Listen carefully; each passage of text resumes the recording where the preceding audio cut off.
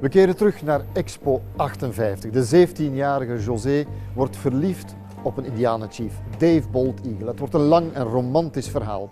En Nomade Tijs en Synaeve willen een portret van haar maken. Beide Indianen in het reservaat in Amerika. De keuze van Josée.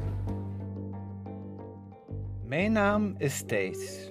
Ik wil jullie een verhaal vertellen dat hier begon, in het westerndorp Texas City. Het was in de jaren 60 een populaire plek voor rijke Brusselaars om cowboy en indiaan te spelen.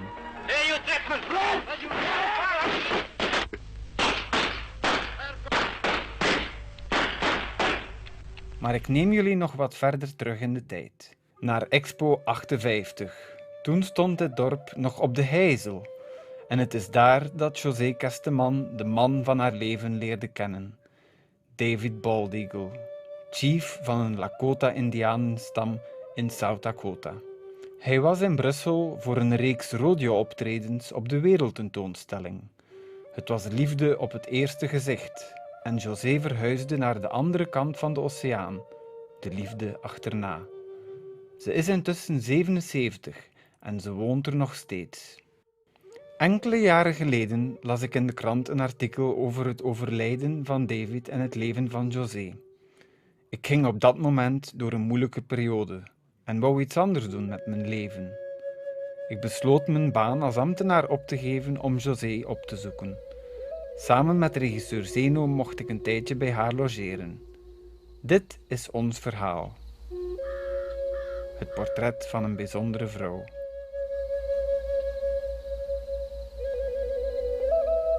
When I was young and I met him, there was something that attached me to him. Not that we had a relationship or anything. I was barely 17, but it's something that I was always there. And during those 15 years, I've went around the world. I've done things. I got different jobs, got kids, but it was always there. 1972, I decided, well, why not coming this way? So here I come in 1972. It was August. We talked and discussed, and then he said, well, why don't you come back and stay? And I thought about it, and I said, well, maybe next year, because I had a job, I'll come back. So I went home, and then I'm always jumping at things. I decided, no, why wait another year when life goes on? I'm this kind of person. End of October, I was back here. It looks like it was supposed to be. So when I came here, it was just comfortable. Like he had also a way to look at you. It looked like he could read your mind. I didn't even have to say things sometimes. It's a very strange, I don't know if you call it love, but to me it was love and especially a lot of respect.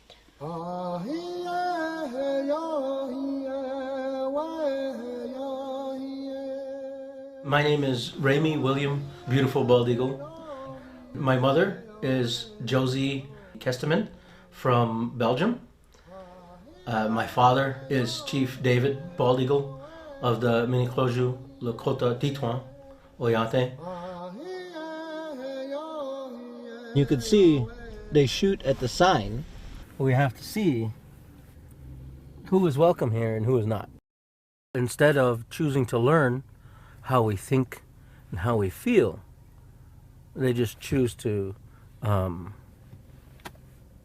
be aggressive towards it, choose to not want to be a part of it. You guys Oglalas or you Minikloju's? Oglalas? Oglalas? There's Eagle Hawks who are Minikloju's too. It's mixed up. Yeah. That's why we're all the same tribe. We were one tribe at one time. No, we still are. We still are. We'll be again. Hier in Wounded Knee vond op 29 december 1890 een veldslag plaats tussen het Amerikaanse leger en Lakota-Indianen. Deze plek is voor alle Indianen het symbool voor de onderdrukking en het bloedbad dat hen bijna uitroeide. They just shot. They killed their own men. They shot each other just to try and shoot at us. I don't know if they were scared or they were eager, but they killed so many of us here that day. And we tried to get away but couldn't. Many of us were taken to a hospital nearby. Some ran, some hid. And then we had to run home. Came this far just to get shot, stabbed, and killed. And run home. And that wasn't long ago. Many things that destroyed us after this. Things that were as equally as devastating, but not with guns anymore. They just fought us with their laws and their rules. They tore us apart with their boarding schools.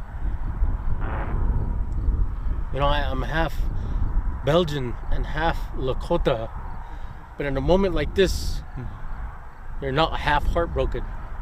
You're not half hurt. It's there. The pain is there. There's no half to it. You either are or you're not. De meeste afstammelingen van de families die het bloedbad meemaakten wonen in het dorpje Bridger. En daar gaan we nu naartoe. Vanavond begint er een powwow, een dansfestival dat 3 dagen zal duren. Hoewel ik de Lakota-taal niet begrijp, besef ik dat dit een belangrijk onderdeel is van de eigenheid van dit volk. Het ritme van de drums grijpt me erg aan en zal me niet meer loslaten. De liederen hier vertellen verhalen van Wounded Knee, over het land dat hen werd afgenomen, over oorlog, over oude stammentwisten. En dat houdt de geschiedenis levend. Powwows is each community wants to set up a powwow, and then they have like a dance competitions, different categories of dancing, and it goes on for 3 days, 5 days sometimes. So if you understand the Lakota language, something that happened in that community at that time, many of those songs will pass on the history of that village. But powwows are really get together to honor and to be still feel themselves. It's very important. With that drum beat, it's their heartbeat.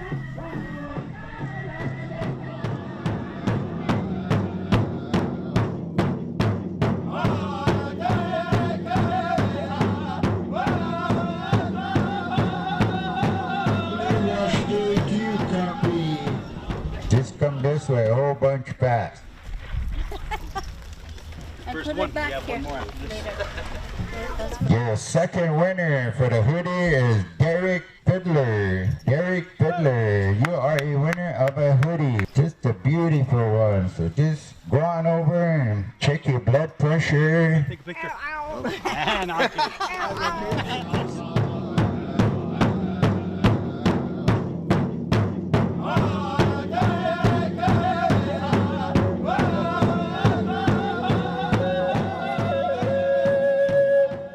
Josée rijdt als paramedisch verpleegster nog iedere dag meer dan 300 kilometer door het reservaat.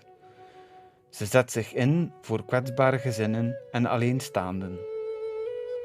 Trying to teach each family at least 2 or 3 people in each home the CPR, which is emergency life support.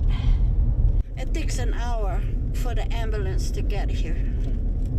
So it's very important at least somebody in the family would know what to do in case of emergency. That is for adults, child, and infants. We lose a lot of infants. So if they can help them right away, that is fantastic. Some places we don't have cell service. So it's up to them to try to do something to save a life. Anybody up?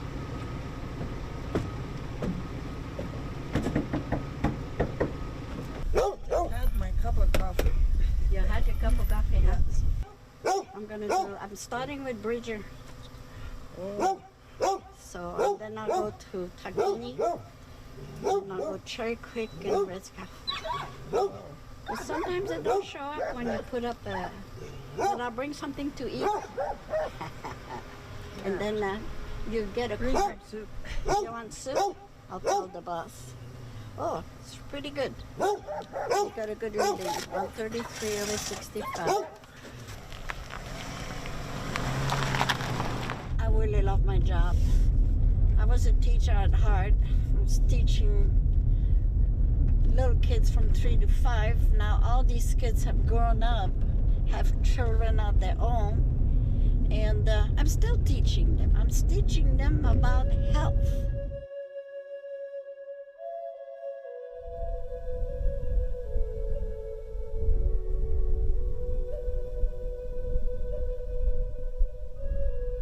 My name is Jacelyn Charger. I'm from Butte, South Dakota. I'm 22 years old. And when I first met Josie, I was 18 years old. And I just got kicked out of the DSS system in a group home. I didn't really have anywhere to go or any family, because I was taken away from my home at age 13. So I didn't really know who my family was. And Wapula, her grandson, found me, and then he's like, "Do you want to come home with me? And, like, you can spend the night there, and we could just figure out from there." I was like, "Okay, all right." And then I thought he lived in town, and he started driving out in the country. And then I fell asleep. I woke up here, and then he introduced me to Dave and Josie. He just said, "This young woman doesn't have a place to go. Can she stay here tonight?" And then without even like a thought, like not even thinking about or asking my name or who I was or like my situation or anything, they're like, "Yeah, she can sleep in that room, get her some dinner, some nice clothes, and let me shower, and then let me sleep." And I was only supposed to stay here for a day, and I ended up staying here for like 2 weeks, and 2 weeks ended up being into months. And they just kind of welcomed me to their family. They never asked me questions. They let me, tell my own story in my own time. And, that was when I was 18. I'm 22 now. And they are still part of my family. Oh, ok. On a de la chose, un petit déjeuner avec. Hein. American breakfast is biscuits and gravy. What's that? Iced tea for me. Oh, good. And coffee, Yeah, those little cups. yeah, good. Because we coffee drinkers. José's jongere zus Martine verhuisde ook naar South Dakota. Ook zij ging op zoek naar een nieuw leven. Ze zien elkaar elke zondag voor een echte Belgische pannenkoekenbak. Een belangrijk familiemoment. Die dinneke, tu veux te stellen dans la pâte? Absolument, ma chérie. Alors, il fallait dans mon armoire. Oh, dans ton armoire secrète. Oui, oui. Yeah. I'm doing it the old way. Yeah, José's way. Okay, vitesse. For me, home is here. I told her that when we were visiting our mother. I told her, remember in the living room, Josée, I don't feel home here. Where I feel home is at your place here. Of course, that's part of my heart. That's part of me. So, to me, whatever is part of me. That's how come I also accepted most of Dave's kids. There's like 20-some kids. So whatever kid's a kid doesn't matter it was from another woman or anything, because they're related to my kids. And by respect to my husband, they're all my kids, and they all call me mom. No problem. And I have to say mom too. I have no problem because with otherwise that. they don't understand. That's only hell. I adopted 3 grandsons. The youngest one of the 3 is still here. He'll be here. He'll take over the ranch and the horses and everything else. He kind of teaches himself a lot of things.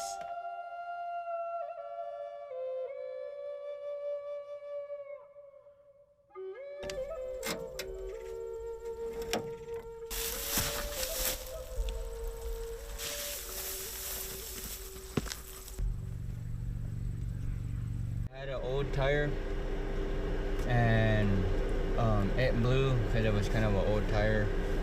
So what we're doing now, we got a spare. The spare fits. It was a brand new used. The guy only had it for 1 week and sold it back to the dealership. And during that week, he threw some stuff in there. So my dad, well, we'll buy it. We need a truck like this at the ranch. And so he let us take it for a drive. We drove it down to Wyoming State and turned around, and that was it. We said we're gonna get it. We'll buy it. Every time I drive it, I work on it. That's all I think about. It makes me think like I'm still learning from him when I'm with this truck. Like he's still showing me things to learn. And when I run into a problem down the road, it feels like, well, maybe he's teaching me something still. There's something I'm not doing right that he's trying to tell me. And that might sound crazy, but you know, deep down you have something like that with your dad. It can happen, you know. Every day I think like, well, I must be doing something wrong if it's not going right. And he's calling me, telling me that. So stuff like this happens. And I know when I do stuff wrong, you'll tell me. And you get mad.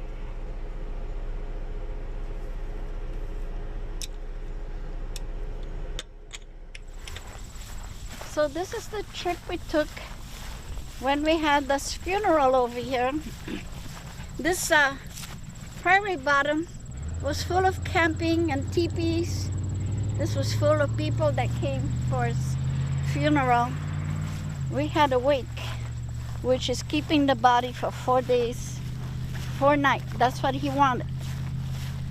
And when he died on Friday, the boys, Saturday and Sunday, they came down here, make this road nice. And they built that scaffold over there in the trees. So up here, he was put up here on a scaffold up here in a buffalo hide. So people keep coming and they leave things behind. We need to cut the grass. And this used to be his walking stick. One of his walking sticks. Favorite walking sticks. I bring coffee, but I come over here and I'll be sitting over there.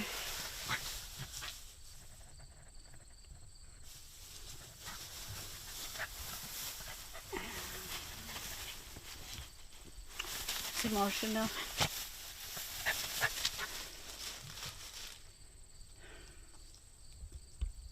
To him, it's like he wanted to be here.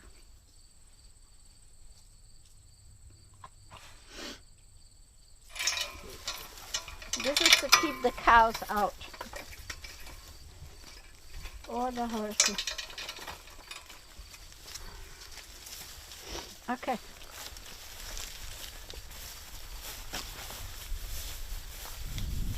Sometimes I sit here more than an hour, so when I disappear, that's where I am.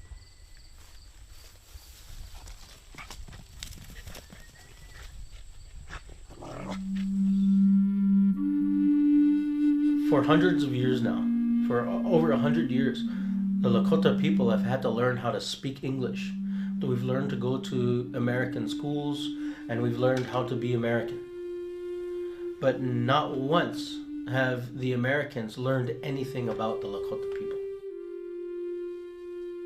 She came from Belgium and she came here to Native American country where, you know, like we have a very distinct view of, you know, what white people have done to us.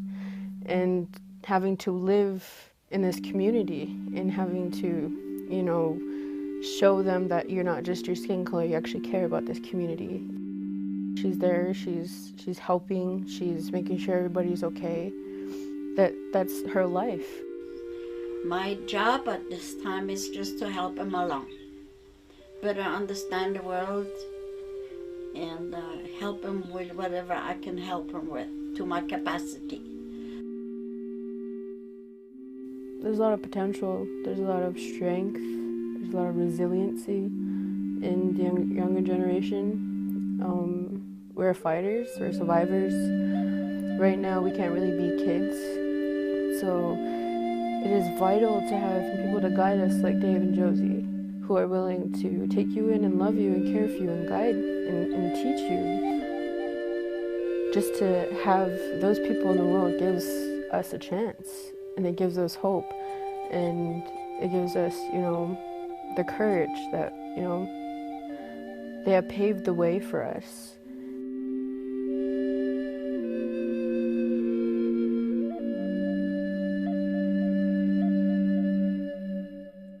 I've always been Belgium at heart. That's where I was born, because that's normal for anybody to say okay. But I do not feel comfortable over there anymore. At one time I started panicking that if something happened, I will not make it back. And I think that's what kind of holds me back from going anywhere, because I want to be here. I don't feel comfortable anywhere. With all the problems and everything else, no, it feels right. It feels right. Of course I've got kids, grandkids, great-grandkids. It ties me to the land. It doesn't matter where you are.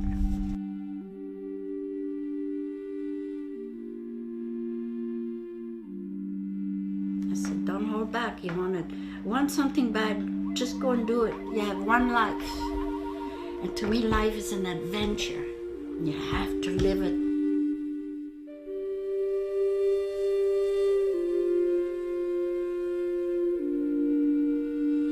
Daarmee zit onze eerste nomadenreeks van het jaar erop.